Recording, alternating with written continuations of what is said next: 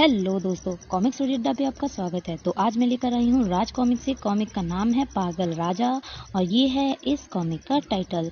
फिलहाल अंदर कॉमिक में होने क्या वाला है, थोड़ी अजीब सा टाइटल है और कवर भी बहुत ही कुछ समझ नहीं आ रहा, वो तो अंदर जाकर ही पता चलेगा कॉमिक में फिलहाल। लेकिन अभी तक आप लोगों ने चैनल को सब्सक्राइब नहीं किया हो तो प्लीज़ प्लीज़ प्लीज़ सब्सक्राइब कर लीजिए। और अब बढ़ते हैं अपनी कॉमिक की तरफ। हमारी कॉमिक का नाम है पागल राजा। इसके संपादक हैं मनीष चंद्र गुप्त, लेखक हैं सूरज, चित्र है जयप्रकाश जगताप के। कॉमिक यहाँ से शुरू होती है। रोहतासगढ़ नामक एक कस्बे में एक बहेलिया कुंदन लाल अपनी पत्नी और अपाहिज लड़के के साथ रहता था। लड़के का नाम सुंदर लाल था। कुंदन लाल पक्षियों और छोटे छोटे जानवरों का शिकार करके अपने छोटे से परिवार की जीविका चलाया करता था। आज ढेर सारे पंछी फंसे हैं, राधा देखकर बहुत खुश होगी। कभी कभी खाली हाथ लौटने पर उसे भूखा तो रहना ही पड़ता था, साथ ही पत्नी की जली कटी बातें भी सुननी पड़ती थीं। आज फिर कुछ नहीं मिला। कैसी किस्मत है अपनी भी, न 2 समय की रोटी मिलती है, न तन छुपाने के कपड़े। औलाद भी है तो बेबस लाचार, जो चल फिर भी नहीं सकती। ऐसी जिंदगी से तो मौत भली। ऐसी बातें मुंह से क्यों निकालती हो सुंदर की माँ, जब तक मेरे हाथों में ताकत है रूखी सूखी तो मिल ही जाया करेगी। एक दिन कुंदन के जाल में एक अनोखा पंछी फंसा। भाई मुझे छोड़ दो, मेरी पत्नी और बच्चा मेरा इंतजार करते होंगे। नहीं नहीं, मैं तुझे नहीं छोड़ सकता। अगर तुझे छोड़ दिया तो हम खाएंगे क्या, और मेरा पाहिज बच्चा भूखा रह जाएगा। मेरा बच्चा भी बीमार है भाई, यदि मैं उसका भोजन लेकर जल्दी घर न पहुंचा तो वह मर जाएगा। कुंदन को उस पर दया आ गई। ठीक है, मैं तुम्हें छोड़ देता हूँ। आज तुम्हारे लिए हम भूखे ही रह लेंगे। जाओ, तुम्हें आजाद किया। ईश्वर तुम्हारा भला करे, नेक दिल इंसान। कल मैं इसी समय यहाँ फिर आऊंगा, तुम यहीं मिलना। हाँ, जब इसे मैंने छोड़ दिया तो फिर कल क्यों आएगा? क्यों बुलाया है इसने मुझे? दूसरे दिन, दोस्त मेरे पीछे चले आओ। लेकिन कहाँ चलोगे? मैं तुम्हें कुछ देना चाहता हूँ। ठीक है भाई चलो, किंतु यह ध्यान रखना कि अभी मुझे जाल भी लगाना है। दोस्त, इस पेड़ के तने से थोड़ा बक्कल उखाड़ लो। लेकिन किस लिए? इस बक्कल का क्या होगा? यह तुम्हारे बहुत काम की वस्तु है, पहले इसे उखाड़ लो। अच्छा भाई। जब कुंदन ने उस पेड़ का बक्कल उखाड़ लिया तो पंछी दूसरे पेड़ पर जा बैठा। अब इस पेड़ की कुछ पत्तियां भी तोड़ लो। कुंदन ने उस पेड़ की पत्तियां भी तोड़ ली। अब तुम बक्कल और पत्तियों को पीस लेना और अपने बच्चे के पांव पर लगाकर 3 दिन तक इसका लेप करना। अच्छा, अब मैं चलता हूँ। अजीब बात है, सही तरीके से बात भी नहीं की और चला गया। बक्कल और पत्तियां लेकर वह वापस आ ही रहा था कि अरे खरगोश, आज इन्हें ही पकड़ लेता हूँ। अब कम से कम पत्नी के ताने तो नहीं सुनने पड़ेंगे। और घर आकर इनको खूब पीसने के बाद 3 दिन तक सुंदर के दोनों पैरों में मालिश करनी है। अच्छा जी, जब तक मैं इन्हें पीसती हूँ तब तक आप आराम कर लें। कुंदन की पत्नी 3 दिन तक सुंदर के पैरों की मालिश की और चौथे दिन, माँ माँ देखो, मैं ठीक हो गया हूँ, मैं चल फिर सकता हूँ माँ। हाँ मेरे बच्चे, मेरे लाल, तू ठीक हो गया। सचमुच भगवान बड़ा दयालु है। तेरा बहुत बहुत धन्यवाद भगवान, तूने मेरे बुढ़ापे की लाठी बना दी। कुछ दिन बाद सुंदर लाल की सेहत भी अच्छी हो गई। अब वह किसी राजकुमार से कम नजर नहीं आता था। और एक दिन, पिताजी, मैं किसी और शहर में जाकर काम तलाश करना चाहता हूँ। अब मुझसे आपकी यह हालत देखी नहीं जाती। क्यों बेटे, मेरी हालत को क्या हो गया है? भला चंगा तो हूँ। मेरे होते हुए आपका यूं जंगलों में भटकना अच्छा नहीं लगता। बेटे, मुझे तुमसे यही उम्मीद थी। हर बेटे का कर्तव्य है कि वह अपने माता पिता की सेवा करे। जाओ, जहाँ भी चाहे वहाँ जाकर काम तलाश करो। दूसरे दिन सुंदर दूसरे शहर के लिए चल दिया। बेटे, अपने खाने पीने का ख्याल रखना। 2 दिन चलने के बाद सुंदर लाल राजगढ़ नामक शहर में आ पहुंचा। यह शहर तो बहुत सुंदर है, मुझे इसी शहर में काम तलाश करना चाहिए। वहाँ के राजमहल में उसी शाही अस्तबल की देखरेख और घास चारा काटने का काम मिला, जिसे वह पूरी लगन के साथ करने लगा। 1 सप्ताह के अंदर ही उसका काम देखकर महाराज बहुत खुश हुए। हम तुमसे बहुत खुश हुए नौजवान, यह तुम्हारा इनाम है। धन्यवाद महाराज, ये तो मेरा कर्तव्य था। कोतवाल ने हमें सूचित किया है कि कोई चोर रात को घास के गट्टर ले जाता है। महाराज, आप यह काम मुझ पर छोड़ दें, मैं उस चोर को जरूर पकड़ लूंगा। हमें तुमसे यही उम्मीद थी जवान। अच्छा महाराज, प्रणाम। यहाँ के लोग तो कहते हैं कि महाराज सनकी पागल है, किंतु मैं देख रहा हूँ महाराज बड़े दयालु हैं और नेक दिल भी इंसान है।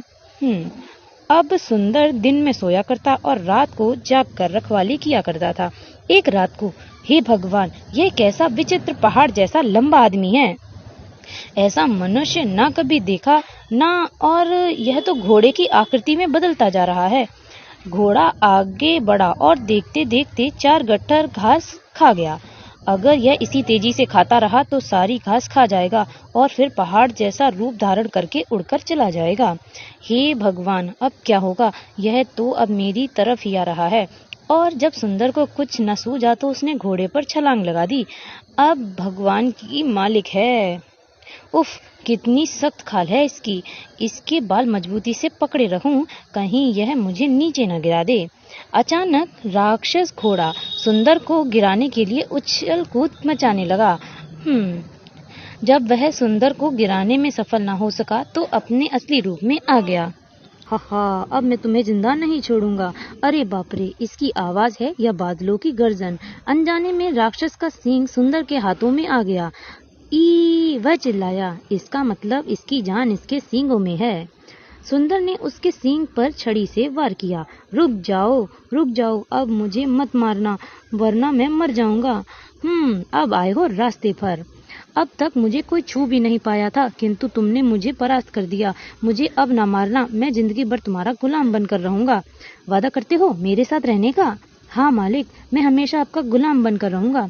आज से तो मेरे साथ यहीं शाही अस्तबल में घोड़ा बनकर रहोगे। मुझे मंजूर है।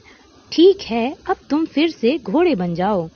राक्षस घोड़े को अस्तबल में बांधकर सुंदर आराम से सो गया। सुबह उठते ही सुंदर सीधा महाराज के पास पहुंचा। महाराज, मैंने आपका घास चोर पकड़ लिया है। क्या तुमने पकड़ा है? वह क्या शानदार घोड़ा है। वाह, अपनी जिंदगी में मैंने इतना शानदार घोड़ा नहीं देखा। आश्चर्य होता है कि इतना शानदार घोड़ा घास चोर कैसे हो सकता है। हम तुमसे प्रसन्न हुए सुंदर। आज से तुम शाही अस्तबल के प्रबंधक नियुक्त किए जाते हो। जैसी आपकी आज्ञा महाराज।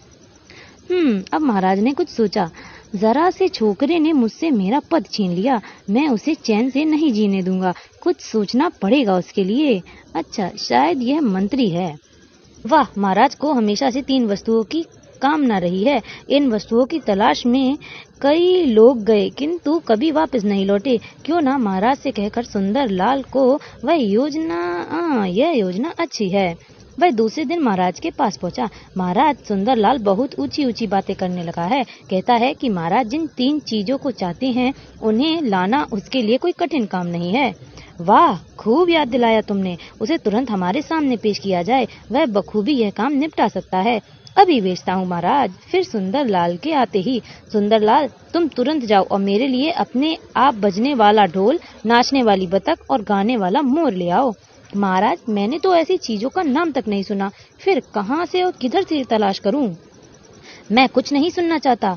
दुनिया के किसी भी कोने में क्यों ना मिले, ये तीनों चीजें ला कर दो। अगर सफलता मिली तो ढेर सारा इनाम देंगे, वरना हमारी तलवार होगी और तुम्हारा सिर। समझ गए? अब जाओ यहाँ से। सुंदर सिर झुकाए चुपचाप अस्तबल में आ गया। क्या बात है मालिक, आप बहुत परेशान नजर आ रहे हैं। क्या बताऊं दोस्त, जब मैं यहाँ आया तो कुछ लोगों ने कहा यहाँ के महाराज पागल हैं, किंतु मैं नहीं मानता था। आज मुझे मानना ही पड़ा कि सचमुच महाराज पागल हैं। सुंदर ने घोड़े को सब कुछ बता दिया। तो इसमें इतना परेशान होने की क्या बात है? मेरी पीठ पर बैठ जाओ, हम जादूगरनी सारेगामा के पास चलते हैं, उसे जरूर कुछ मालूम होगा। अगले दिन सुंदर राक्षस घोड़े पर सवार हो गया और घोड़ा उड़ चला। अरे भाई, जरा धीरे उड़ो, मुझे डर लग रहा है। मेरे मालिक, आप बिल्कुल न डरें, बस कस के मुझे पकड़े रहें। उड़ते उड़ते सुंदर की नजर जंगल में बने एक महल के ऊपर पड़ी। क्या वही महल है सारेगामा जादूगरनी का? अरे यह महल तो घूम रहा है। हाँ मालिक, यह ऐसे ही घूमता रहता है और यह महल कुत्ते के पूंछ पर टिका हुआ है। क्या? घोड़ा महल के निकट ही उतर गया। ये देखिए, यह कुत्ते की पूंछ पर टिका हुआ महल। घोड़े से महल में प्रविष्ट होने का तरीका जानकर सुंदर महल के पास पहुंचा। ए महलों के विचित्र महल, रुक जा, इस तरह की दरवाजा मेरी तरफ और पिछवाड़ा जंगल की तरफ हो। सुंदर के मंत्र बोलते ही महल स्थिर हो गया और महल से सीढ़ियां निकलकर जमीन पर आ लगीं। वाह, क्या महल है! इसकी जादूगरनी कैसी होगी? आह, यह कौन आया मेरे घर? ना खौफ है ना डर। कहाँ से आ रहे हो? किधर का इरादा है? चाची, क्या इस तरह से आपने मेहमानों का स्वागत करती हो? हमारे यहाँ तो मेहमानों की बड़ी आवभगत की जाती है। बेटा, तुमने मुझे चाची माना है। आओ, अंदर आओ। धन्यवाद चाची। सुंदर की आवभगत करने के बाद जादूगरनी ने पूछा, अब बताओ इधर कैसे आना हुआ? सुंदर ने पूरी घटना जादूगरनी को सुना दी और फिर उससे सहायता मांगी। क्या इन चीजों के बारे में आप कुछ जानती हैं? जानती हूँ मेरे बच्चे, मगर तुम अपनी जान से क्यों खेलना चाहते हो? कितने ही जवान गए किंतु कोई वापस नहीं आया। जाओ बेटे, तुम वापस चले जाओ। अभी तुम्हारे हंसने खेलने के दिन हैं। जो होना होगा वह होकर रहेगा। फिर मुंह मोड़ के चले जाने वालों को कायर समझता हूँ। अच्छा तो सुनो, मैं तुम्हें एक गेंद दूंगी, उसे तुम जमीन पर रख देना। वह तुम्हें मेरी बड़ी बहन ताता थैया के पास पहुंचा देगी। वह तुम्हारी मदद करेगी। अब तुम आराम करो बेटे। और सुबह उठते ही, लो बेटे, यह गेंद है और पोटली में कुछ खाने की चीजें जो सफर में काम आएंगी। धन्यवाद चाची। अच्छा, अब चलता हूँ। दोस्त, अब उस गेंद के पीछे चलना है, जैसा आदेश मालिक का। जिस जगह गेंद रुक जाएगी वहीं आसपास कहीं दूसरी जादूगरनी का महल होगा। मुझे मालूम है मालिक। शाम तक चलते रहे, तभी एक जगह गेंद रुक गई। बस दोस्त, यहीं आसपास कहीं जादूगरनी का महल होना चाहिए। अरे ऊपर देखो, वह महल तो इधर अधर पे लटका घूम रहा है। अधर में नहीं मालिक, यह विशाल पंछी गरुड़ की चोंच से टिका हुआ है। सुंदर ने महल के सामने खड़े होकर वही मंत्र दोहराया। महल में प्रविष्ट होते ही जादूगरनी नजर आई। अरे, पहले वाली जादूगरनी ने तो कहा था यह मेरी बड़ी बहन है, लेकिन यह तो उससे छोटी नजर आ रही है। आहा, इंसानी खून, कौन हो तुम? कहाँ से आ रहे हो? कहाँ का इरादा है? चाची, मुझे आपकी बहन सारे गामा ने भेजा है। अच्छा, तो तुम मेरी बहन के भतीजे हो। आओ आओ बैठो, जैसे तुम उसके भतीजे वैसे मेरे। जादूगरनी ने सुंदर के लिए भोजन का प्रबंध किया। इसी बीच सुंदर ने उसे अपने आने का कारण बताया। भोजन के बाद जादूगरनी ताता थैया बोली, तुम्हें हमारी बड़ी बहन धिनक धिनक धान के पास जाना होगा। वे तीनों जादुई खिलौने उसके लड़के राम भयंकर के पास हैं, पर उसे तुम अपने जैसा न समझना। वह पहाड़ की सुरंग में रहता है, आग उगलता है और इंसानी मांस खाता है। चाची, अगर वह हमारे जैसा नहीं है तो फिर कैसा है? वह एक भयंकर अजगर जैसा जानवर है जो उड़ भी सकता है। उसको देखकर इंसान कांपने लगता है। मैं उसको देखकर डरने वाला नहीं, बल्कि उससे तीनों खिलौने लेकर आऊंगा। मेरी बात मानो तो वापस चले जाओ बेटे। वह पूरा शैतान है, उससे कोई टक्कर नहीं ले सकता। पीछे हटना बहादुरों का काम नहीं है चाची। तो ठीक है, मैं अपने पालतू बाज को अपनी बहन को सूचित करने भेज देती हूँ। तुम मेरे भतीजे हो, इसीलिए वह तुम्हारी मदद कर दे। और अगले दिन वह जादूगरनी को एक तीर कमान उठाते हुए कहा, मैं यह तीर चला रही हूँ, तुम इसका पीछा करते हुए मेरी बहन तक पहुँच जाओगे। धन्यवाद चाची, आप तीर छोड़िए, मैं तैयार हूँ। जादूगरनी ने धनुष से तीर छोड़ दिया। इस तीर का पीछा करो दोस्त। अंततः तीर एक पहाड़ की चट्टान में धंस गया। मालिक, इसी पहाड़ के आसपास होना चाहिए तीसरी जादूगरनी का महल। हाँ, अरे वह रहा, लेकिन यह भी पहले महलों की तरह अधर पर ही लटका हुआ है। ये है महल। मालिक, महल को एक तरफ से घोड़े ने तो दूसरी तरफ से हाथी ने उठा रखा है। सुंदर बेधड़क महल में प्रवेश हो गया। आओ बेटा, मेरी बहन के बाज ने सब कुछ बता दिया, डरो नहीं।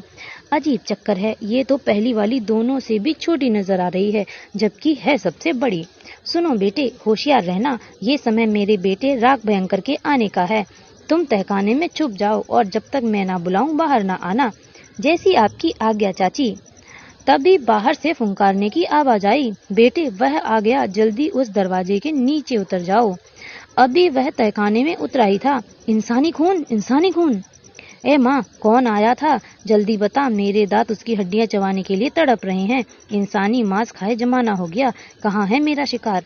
नहीं बेटा, यहाँ कोई इंसान नहीं आया। तुम अपने साथ ही इंसानी खुशबू लाए हो। चलो खाना खा लो। जादूगरनी ने उससे साथ लेकर एक बड़े से कमरे में पहुंची। खाओ बेटा, आराम से खाओ, जल्दी किस बात की है। उसने खाना खाया। वाह, मजा आ गया, अब चौपड़ खेलने की इच्छा हो रही है। तुम्हारे साथ खेलने में हार जीत का आनंद नहीं आता, किसी और को बुलाओ माँ। कैसे बुलाऊं बेटा, अगर तुम मेरे मेहमान को खा गए तो? ना बाबा ना, मैं अपनी बहन को कैसे जवाब दूंगी। मैं वचन देता हूँ माँ कि उसे कोई नुकसान नहीं पहुँचाऊंगा। अच्छा, लेकिन याद रखना तूने वचन दिया है। फिर जादूगरनी ने जल्दी से सुंदर को बुलाया। आओ मेरे साथ, वह तुम्हारे साथ चौपड़ खेलना चाहता है, तुम हिम्मत से काम लेना। और जब सुंदर लाल राग भयंकर के पास पहुंचा, हे भगवान, इतना भयंकर, मेरी तो इसे देखकर ही जान निकली जा रही है। हिम्मत करके सुंदर उसके सामने बैठ गया। तुम दोनों चौपड़ खेलोगे तो जीतोगे, वह दूसरे का कत्ल कर देगा। अच्छा। जादूगरनी के शब्द सुनकर सुंदर के होश उड़ गए, परंतु जादूगरनी ने उसे इशारा करके खेलने के लिए कहा। चलो तुम ही शुरुआत करो। खेल शुरू हो गया। हाँ, आज लगता है इंसानी मांस खाने को मिलेगा। हा, मन ही मन सोचा। कभी सुंदर जीत के निकट होता तो कभी राग भयंकर। जादूगरनी जादू से सुंदर की मदद कर रही थी। आखिर जीत सुंदर की हुई। मुझे माफ कर दो भाई, मैं अपनी जिंदगी की भीख मांगता हूँ। मैं सारी जिंदगी तुम्हारी गुलामी करूँगा। माँ, मुझे बचाओ इस लड़के से, मैं अभी मरना नहीं चाहता। अच्छा, उठो, मैं सुंदर से तुम्हारी सिफारिश करती हूँ। मान गया तो ठीक, वरना दूसरों पर जुर्म करने का यही अंजाम होता है। जादूगरनी सुंदर को दूसरे कक्ष में ले गई। सुनो बेटा, यही समय है, तीनों खिलौनों के बदले उसकी जान छोड़ दो। मुझे विश्वास है कि वह अब तुम्हें नुकसान नहीं पहुंचाएगा। ठीक है चाची, अंधे को क्या चाहिए, 2 आंखें। थोड़ी देर बाद मैं तुम्हें छोड़ सकता हूँ, लेकिन बदले में मुझे अपने आप बजने वाला ढोल, नाचने वाली बतख और गाने वाला मोर चाहिए। बस वाह, मैं तो रास्ते में ही छूट गया। हा, अरे बस वाह, मैं तो सस्ते में ही छूट गया। हा। तो क्या तुम ये तीनों खिलौने देने को तैयार हो? अरे भाई, ले लो, खुशी से ले लो, वो मेरे किस काम के।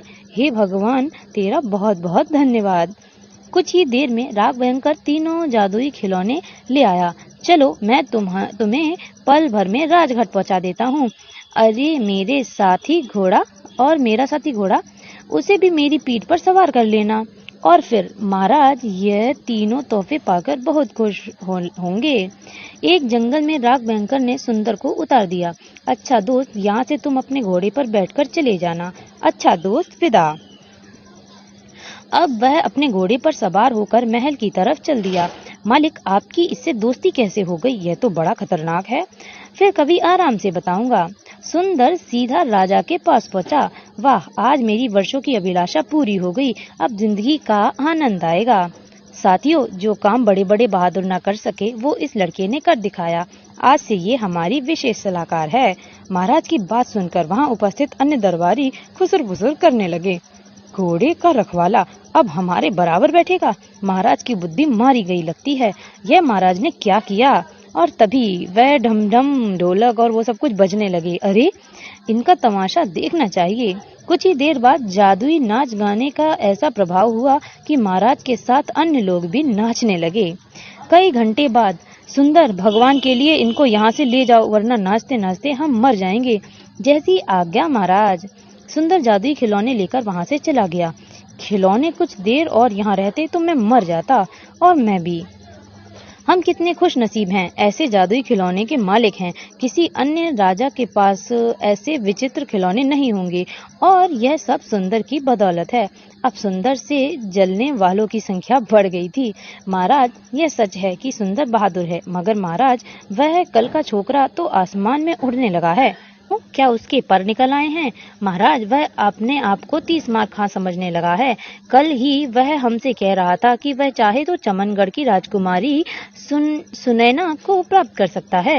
तुमने पहले क्यों नहीं बताया? हाँ, वो ला सकता है मेरे दिल की रानी को, उसे बुलवाया जाए। तुरंत सुंदर महाराज के समक्ष उपस्थित हुआ। सुंदर, यह चमनगढ़ के राजा भैरव नाथ की पुत्री सुनैना से विवाह करना चाहता हूँ। तुम सुनैना को यहाँ लाओगे? महाराज, मैं अकेला कैसे एक राजकुमारी को ला सकता हूँ? हम कुछ नहीं सुनना चाहते, हमारी आज्ञा का पालन हो, वरना तुम्हारा सर धड़ से अलग कर दिया जाएगा, समझे? बाहर लोग कह रहे हैं बेचारा सुंदरलाल। चलो, कांटा साफ हुआ। बेचारा सुंदर गुमसुम सा अपने घोड़े के पास पहुंचा। मालिक, क्या बात है, आप कुछ परेशान नजर आ रहे हैं। महाराज ने राजकुमारी सुनैना के अपहरण का हुक्म दिया है, बस इसीलिए परेशान हो रहे हो। अब जब तक मैं आपके साथ हूँ तब तक किसी बात से परेशान होने की जरूरत नहीं है मालिक। मेरे दोस्त, अब तुम्हारी ही तो सहारा रह गया है। अगले दिन सुंदर घोड़े पर सवार होकर चल दिया। अब मुझे विश्वास हो गया है कि राजा पागल है। रात को वे चमनगढ़ पहुंचे। चमनगढ़ तो आ गए, अब राजकुमारी तक कैसे पहुंचे?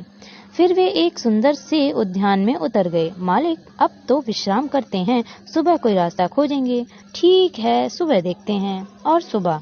मालिक उठो, लगता है हम शाही बाग में उतर गए हैं और राजकुमारी सुबह की सैर को इधर ही आ रही है। हाँ हाँ हाँ। और ओह, जल्दी से छुप जाओ। नहीं मालिक, जैसा मैं कहता हूँ वैसा कीजिए। उसके बाद घोड़ा सुंदर को अपनी योजना समझाने लगा और फिर गायब हो गया। और फिर सुंदर सामने नजर आते एक सेब के वृक्ष पर चढ़ गया। हे भगवान, कितनी सुंदर है राजकुमारी। आहा, कितने सुंदर सेब हैं। आगे बढ़कर राजकुमारी ने जैसे ही सेब तोड़ना चाहा, सुंदर ने फुर्ती से उसका हाथ पकड़कर ऊपर खींच लिया। यही अवसर है। अरे, अगले ही पल राजकुमारी जी घोड़े पर। वास्तव में यह सेब का वृक्ष सुंदर का घोड़ा ही था। सुंदर की बाहों में राजकुमारी के आते ही उड़ चला।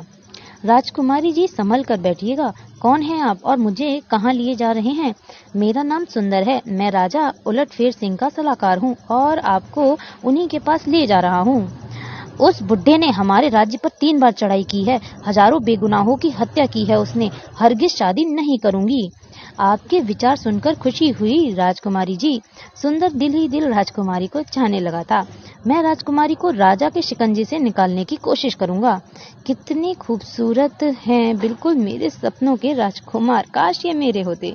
राजकुमारी भी सुंदर को पसंद करने लगी। राजगढ़ आकर सुंदर ने घोड़े को अस्तबल में छोड़ा और राजकुमारी को साथ लिए महल की तरफ चल दिया। मैं महाराज को दंड जरूर दूंगी। न जाने महाराज इसके साथ कैसा व्यवहार करेंगे। सुंदर और राजकुमारी जैसे ही महल पहुंचे, राजकुमारी, सुनैना, हम वर्षों से आपके लिए तड़प रहे हैं।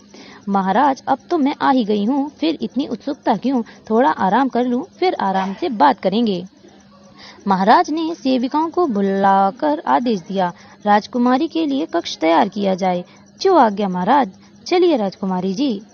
सुंदर, हम तुमसे बहुत खुश हैं। आज से तुम हमारे महामंत्री नियुक्त हुए। धन्यवाद महाराज। राजकुमारी को इस सनकी के हवाले करके मैंने ठीक नहीं किया। जल्दी ही कुछ करना होगा। 4 दिन तक राजकुमारी राजा को विवाह के लिए टालती रही, किंतु 5वें दिन, राजकुमारी को दुल्हन बनाओ, हम आज ही विवाह करेंगे। जी महाराज। सेविका ने राजकुमारी को राजाज्ञा सुनाई। यह तो बहुत बुरा हुआ, अब क्या किया जाए? महाराज, मैं खुद बेचैन हूँ विवाह के लिए, लेकिन मेरी हीरे की अंगूठी तो वहीं रह गई। उसके बिना ओह, यह कौन सी बड़ी बात है। हम अभी अपने जौहरी को बुला लेते हैं अंगूठी बनवाने के लिए। महाराज, वो अंगूठी मुझे हमारे राजगुरु ने दी थी। उसके बिना विवाह करने से मेरी जान को खतरा है। तो फिर जल्दी बताओ, वह अंगूठी कहाँ है? अंगूठी एक डिबिया में है। डिबिया एक संदूक में बंद है, हमारे देश के समुद्र की तह में है। पर इतने विशाल समुद्र में संदूक कैसे ढूंढा जाएगा? मगर अंगूठी के बिना विवाह करने से मेरी जान को खतरा है। ठीक है, मैं अंगूठी ढूंढवाता हूँ, तब तक आप राजगढ़ में भ्रमण करें। महाराज ने सुंदर को बुलवाया। सुंदर लाल, तुम्हें एक और काम सौंप रहे हैं। हुक्म महाराज। और राजा ने अंगूठी लाने का काम सुंदर को सौंप दिया। अगर अंगूठी ले आए तो आधा राज्य मिलेगा, नहीं तो सर कलम करवा दिया जाएगा। अब तुम जा सकते हो। सुंदर फिर से घोड़े के पास पहुंचा और उसने सारा किस्सा सुना दिया। इस बार मामला टेढ़ा है, क्योंकि समुद्र के भीतर मेरा जादू समाप्त हो जाएगा। ओह, हुक्म, अब तो मौत निश्चित है। घबराओ नहीं सुंदर। राजकुमारी आप? तभी राज में घूमने निकली राजकुमारी किसी तरह सुंदर तक आ पहुंची। यह कर्णफूल रख लो सुंदर। हमारे राज्य के समुद्र के किनारे ही एक कुआं है, जिसमें कुभद्र नामक एक राक्षस का वास है। वास्तव में वह मेरी अंगूठी का रक्षक है। तुम यह कर्णफूल कुएं में डाल देना। कुभद्र समुद्र का सारा पानी पीकर समुद्र को सुखा देगा। इसके बाद तुम आसानी से संदूक ला सकते हो। मैं अभी जाता हूँ राजकुमारी जी। और सुंदर उसी समय अपने घोड़े पर सवार होकर चमनगढ़ की तरफ उड़ चला। चमनगढ़ पहुंचकर, मालिक, कितना विशाल समुद्र है। देखो, किनारे पर कोई कुआं नजर आ रहा है, वहीं उतर जाओ। कुएं के पास पहुंचकर उसने डाला कूप भद्र। अचानक कुएं से धुआं निकलने लगा। हा हा हा, कहाँ से लाए हो ये कड़फूल? यह हमें राजकुमारी सुनैना ने दिया है। उन्होंने अपनी हीरे की अंगूठी मंगवाई है। राजकुमारी सुनैना, ठीक है, मैं समुद्र को सोख देता हूँ, तुम संदूक निकाल लेना, कहकर राक्षस लुप्त हो गया। मालिक, इतने बड़े समुद्र को यह छोटा सा कुआं कैसे सुखोएगा? अरे देखो, और अगले ही पल देखो, वह रहा संदूक, जल्दी जाओ। बिल्कुल हीरे की है, अंगूठी मिल गई। मालिक, अब हमें चलना चाहिए। और वे वापस राजगढ़ की ओर उड़ चले। राजमहल पहुंचकर, महाराज, मैं अंगूठी ले आया हूँ। वाह, अब तो राजकुमारी से हमारा विवाह अवश्य हो जाएगा। सुंदर, तुम यहीं रुको, हम राजकुमारी को यह खुशखबरी सुनाकर आते हैं। राजकुमारी के कक्ष में, महाराज, इतनी जल्दी क्या है? इस बेमेल शादी पर लोग क्या कहेंगे? अच्छा होता कि आप पहले जवान हो जाएं। क्या कहती हो? भला कोई बूढ़ा भी जवान हो सकता है कभी? मैं आपको इसका तरीका बताती हूँ। अगर खौलते हुए दूध में डुबकी लगाने के बाद ठंडे पानी से नहा लिया जाए तो बूढ़े से बूढ़ा व्यक्ति भी जवान हो सकता है। क्या उबलते हुए दूध में हम मर न जाएंगे? बिल्कुल नहीं महाराज, हमारे राज्य में सब इसी तरह जवान होते हैं। ठीक है, हम इंतजाम करवाते हैं। और राजा वहां से चला गया। अगले दिन विशाल मैदान में जनता के समक्ष राजा जवान बनने के लिए तैयार हो गया। लेकिन सही समय पर राजा की हिम्मत जवाब दे गई। नहीं नहीं, क्यों ना सुंदर को ही पहले कूदने को कहूँ। और सुंदर, जी महाराज, हम चाहते हैं पहले तुम इस पात्र में डुबकी लगाओ। ये आप क्या कह रहे हैं महाराज? हम कुछ नहीं सुनना चाहते। महाराज, मैं तैयार हूँ, लेकिन मैं मरने से पहले एक बार अपने घोड़े को देखना चाहता हूँ। जाओ, लेकिन जल्दी आना। सुंदर शीघ्रता से अस्तबल की तरफ चल दिया। और अस्तबल में, मित्र, मेरी पूंछ का एक बाल तोड़कर अपने हाथ में बांध लो और खौलते दूध में कूद जाओ। कुछ भी नहीं लेना और कुछ भी नहीं लेना। महाराज, मैं तैयार हूँ। और सुंदर ने खौलते दूध में कूद गया और फिर दूध से बाहर आ गया। कमाल है, पहले से ज्यादा सुंदर हो गया है। घोड़े के चमत्कार से सुंदर का रूप और निखर गया और सभी देखते रह गए। राजा भी पात्र की तरफ बढ़ा और एक ही छलांग में कूद गया। और कुछ ही देर बाद, अरे महाराज, बाहर क्यों नहीं आए? हाँ, इतनी देर क्यों? अरे वो देखो, वो तैर रहे हैं। अरे ये तो मर गए। पागल राजा खौलते दूध में जलकर मर चुका था। साथियों, बड़े दुख की बात है, हमारे सन की राजा जिन्होंने जवान होने की सनक में खौलते दूध में छलांग लगा दी, अब वे नहीं रहे। फिर राजगढ़ की समझदार जनता ने सर्व संपत्ति से सुंदर को राजा घोषित कर दिया। और सुंदर ने राज्य संभालते ही अपने शिकारी बाबा और माँ को राजगढ़ बुला लिया। फिर एक शुभ मुहूर्त में सुंदर और सुनैना का विवाह हो गया। और अब सुंदर और सुनैना के राज्य में खुशहाली ही खुशहाली थी। और यहाँ पर हुई यह सन की राजा की कॉमिक खत्म। तो बताइए, आपको ये पागल राजा की कॉमिक कैसी लगी? मुझे कुल मिलाकर पूरी कॉमिक काफी मजेदार लगी। सच में राजा बहुत सनकी था। अब बारी है आपकी, आप बताइए आपको ये कॉमिक कैसी लगी। मैं लेकर आती हूँ कोई दूसरी कॉमिक, लेकिन जाने से पहले अगर आपने चैनल को सब्सक्राइब नहीं किया है तो प्लीज प्लीज प्लीज सब्सक्राइब कर लीजिएगा। Thank you.